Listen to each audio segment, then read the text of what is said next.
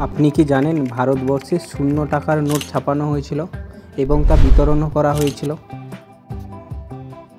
এই মুহূর্তে ভারতের প্রতিটি ব্যক্তির কাছেই মুদ্রা রয়েছে এবং টাকা ছাড়া কোনো কিছুই এই মুহূর্তে পাওয়া যায় না। টাকাই সব হয়েছে দুনিয়া। আপনি নিশ্চয়ই 1 টাকা থেকে 2000 টাকার নোট দেখেছেন এবং ব্যবহারও করেছেন, কিন্তু আপনি কি জানেন একসময় দেশে 0 টাকার নোট অর্থাৎ 0 রুপির নোট ছাপানো হয়েছিল?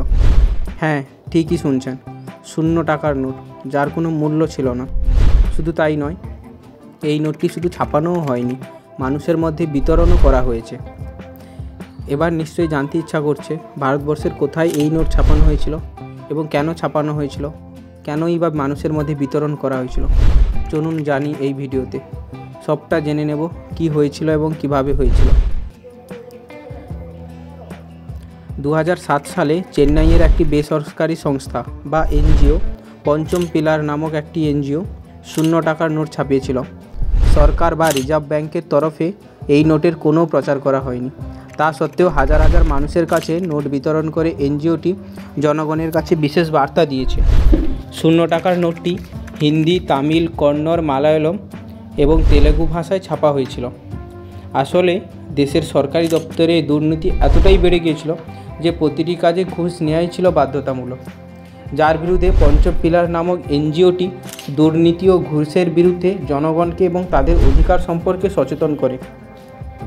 এনজিওটি শিক্ষার্থী ও জনসাধারণ 30 ফুট লম্বা এবং 15 ফুট চওড়া শূন্য মূল্যের নোটের ব্যানারও তৈরি করে। এই ব্যানার নিয়ে প্রায় 1200টি স্কুল, কলেজ ও জনসভায় গিয়ে তরুণদের দুর্নীতির বিরুদ্ধে সচেতন করা হয়। এই অভিযান 5 বছর ধরে চলতে থাকে এবং 5 লক্ষেরও বেশি নাগরিকের স্বাক্ষর সংগ্রহ করা হয়েছিল।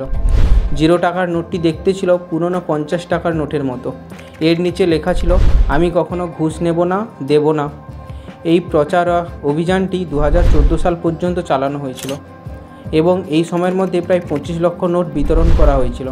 এর উদ্দেশ্য ছিল ঘুষ চাওয়ার সময় জনগণ যেন এই অর্থ ব্যবহার করে।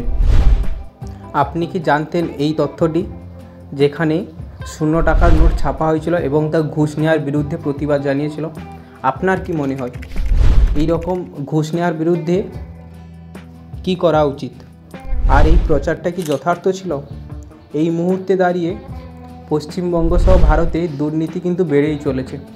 আপনার মতে দুর্নীতির বিরুদ্ধে দাঁড়ানোর জন্য কী করণীয়? অবশ্যই তা কমেন্টে জানাবেন।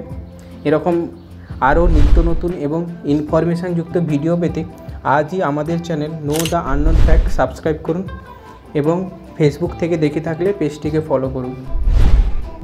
আর এই ভিডিওটি যদি আপনাদের ক্ষেত্রে কার্যকরী হয়ে থাকে তাহলে অবশ্যই লাইক, কমেন্ট এবং শেয়ার করবেন এবং আপনার বন্ধুদের সঙ্গে এই তথ্যটি ছড়িয়ে দেবেন।